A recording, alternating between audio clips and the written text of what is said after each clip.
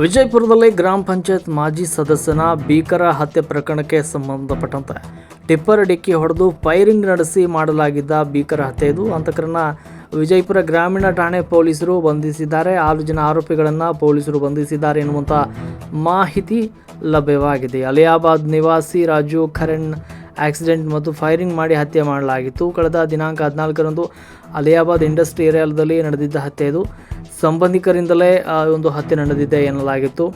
ಅಬುಷಾ ಕೊಡ್ಲೇಕರ್, ಅಬಾಷಾ ಮಾನೆ, ವಾಗೀಶ್ ಪೋಳ್, ಜಾಲಿಂಧರ್ ಮಲ್ಲಾರಿ, ಖಂಡೋಬಾ ತಾಂಬೆ, ಮುರುಗು ಹಕ್ಕೆ ಬಂಧಿತ ಆರೋಪಿಗಳಾಗಿದ್ದಾರೆ. ದಿನಾಂಕ 14ರಂದು ಪ್ಲಾನ್ ಮಾಡಿಕೊಂಡು ರಾಜು ಖರೆಯವರ ಹತ್ಯೆಯನ್ನು ಹಂತಕರು ನಡೆಸಿದ್ರು. ಮೊದಲು ಟಿಪ್ಪರ್ ಮೂಲಕ ಥಾರ್ ಕಾರಿಗೆ ಡಿಕ್ಕಿ ಹೊಡೆದು ಬಳಿಕ ರಾಜು ಮೇಲೆ 6 ಸುತ್ತು ಗುಂಡು ಹಾರಿಸಿ ಹತ್ಯೆಯನ್ನು ಮಾಡಲಾಗಿತ್ತು. ಆಸ್ತಿ ವಿವಾದದ ಹಿನ್ನೆಲೆ ರಾಜು ಅವರ ಹತ್ಯೆಯನ್ನು ಮಾಡಲಾಗಿತ್ತು ಎನ್ನಲಾಗಿದೆ. ಇನ್ನು ಬಂಧಿತರಿಂದ 2 ಕಂಟ್ರಿ ಪಿಸ್ತೂಲು, 7 ಮೊಬೈಲ್, ಕೃತ್ಯಕ್ಕೆ ಬಳಸಿದ 2 ಬೈಕ್, 1 ಟಿಪ್ಪರ್, 1 ಕಾರು ವಶಕ್ಕೆ ಪಡೆದಿದ್ದಾರೆ ಪೊಲೀಸರು. ಈ ಒಂದು ಮಾಹಿತಿಯನ್ನು ವಿಜಯಪುರ ಎಸ್ಪಿ ಲಕ್ಷ್ಮಣ ನಿಂಬರಿಗೆ ಅವರು ತಿಳಿಸಿದ್ದಾರೆ. ವರದಿ ಬಂದೆ ನವಾಜ್ ಕೋಳ್ಯಾಳ್, ಮಹಾಯುದ್ಧ ನ್ಯೂಸ್, ವಿಜಯಪುರ.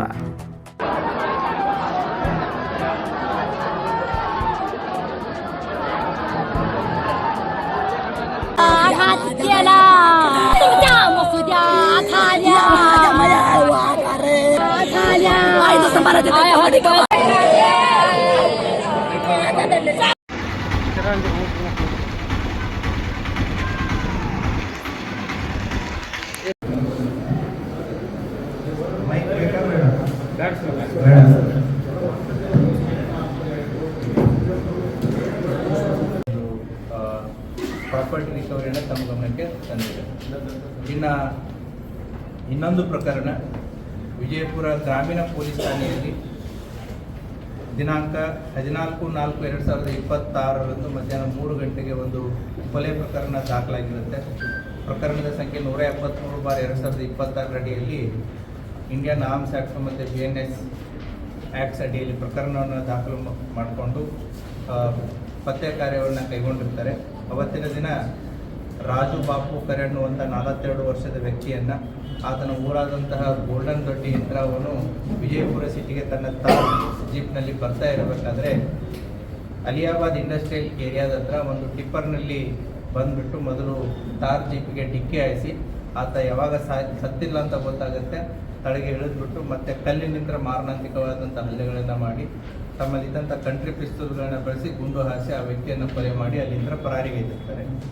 ಈ ಪ್ರಕರಣವನ್ನು ನಮ್ಮ ರಾಮನಗೌಡ ಹಟ್ಟಿಯವರು ಮತ್ತು 2 ತಂಡಗಳನ್ನ ರಚನೆ ಮಾಡಿರುತ್ತೆ. ಒಂದು ಇಶಿತಾ ಗುಪ್ತಾ ಅವರ ನೇತೃತ್ವದಲ್ಲಿ, ಇನ್ನೊಂದು TS ಸುಲ್ಫಿ ಅವರ ನೇತೃತ್ವದಲ್ಲಿ, ಮತ್ತು ಜಾನರ್ ಮತ್ತು ಅವರ ಪ್ರಿಯಸಗಳಾದಂತಹ ವಿನೋದ್ ದೊಡ್ಡಮನಿ ಮತ್ತು ಲಕ್ಷ್ಮೀ ತೆಗಿನಾಳ್ ಅವರ ನೇತೃತ್ವದಲ್ಲಿ 2 ತಂಡಗಳನ್ನ ರಚನೆ ಮಾಡಿ ಮಾಡಿದಂಥ ತಂಡ ಯಾರು, ಏನು, ಎಂತ, ಯಾಕೆ ಅನ್ನುವಂಥ ಒಂದು ಪ್ರಶ್ನೆಯನ್ನು ಹುಟ್ಟಿ ಹಾಕಿ ಅವರನ್ನು ಪತ್ತೆ ಮಾಡುವಂಥ ಕಾರ್ಯವನ್ನು ಮಾಡಿದ್ದಾರೆ. ಅದರಲ್ಲಿ ಒಟ್ಟು 6 ಜನ ಆರೋಪಿತರನ್ನು ಬಂಧಿಸಿದ್ದಾರೆ. ಅದರಲ್ಲಿ ಕಾನ್ಸ್ಪಿರಸಿ ಮಾಡಿದಂತಹ ಅಬುಷಾ ಕೊಡ್ಲೇಕರ್ ಆರೋಪಿ ನಂಬರ್ 1. ಅದೇ ರೀತಿ ಟ್ರಕ್ ಡ್ರೈವರ್ ಆದಂತಹ ಅಬಾಷಾ ಬಾಳು ಮಾನೆ, ವಾಗೀಶ್ ಪೋಲ್, ಜಾಲಿಂಧರ್ ಮಲ್ಲಾರಿ, ಖಂಡೋಬಾ ತಾಂಬೆ, ಮುರುಗು ಹಕ್ಕೆ ಇವರೆಲ್ಲರನ್ನೂ ಕೂಡ ಅಲ್ಲೇ ಕಾಂಗ್ರೂನ್ ದೊಡ್ಡಿ ಮತ್ತು ಮಾನೇನ್ ದಡ್ಡಿ ಎಲ್ಲ ಅಲಿಯಾಬಾದ್ ಸುತ್ತಮುತ್ತಿದ್ದವರೆ. ಇವರೆಲ್ಲ ಸಂಬಂಧಿಕರನ್ನೇ. ಈ ಕೊಲೆಗೈದಂತಹ ಎಲ್ಲ 6 ಜನ ಆರೋಪಿತರನ್ನು ಬಂಧಿಸಿದ್ದಾರೆ.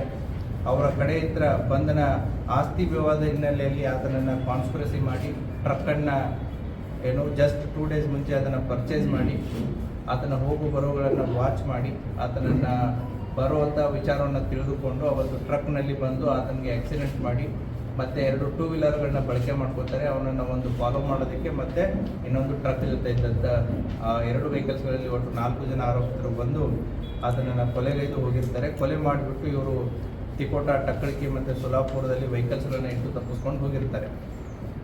ಅವರಿಂದ ಈಗಾಗಲೇ ನಾವು 2 ಕಂಟ್ರಿ ಪಿಸ್ತೂಲ್ಸ್ಗಳನ್ನು ಮತ್ತು 7 ಮೊಬೈಲು ಮತ್ತು ಕೃತ್ಯಕ್ಕೆ ಬಳಸಿದಂಥ ಮೋಟರ್ ಸೈಕಲ್ಗಳು, ಟಿಪ್ಪರ್ ವಾಹನ, ಕಾರು ಇವುಗಳನ್ನೆಲ್ಲ ಸೀಸ್ ಮಾಡಿದೆ.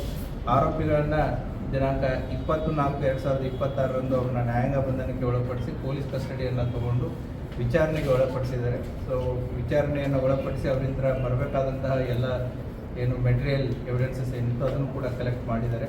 ತನಿಖೆ ಇನ್ನೂ ಮುಂದುವರಿತಾ ಇದೆ.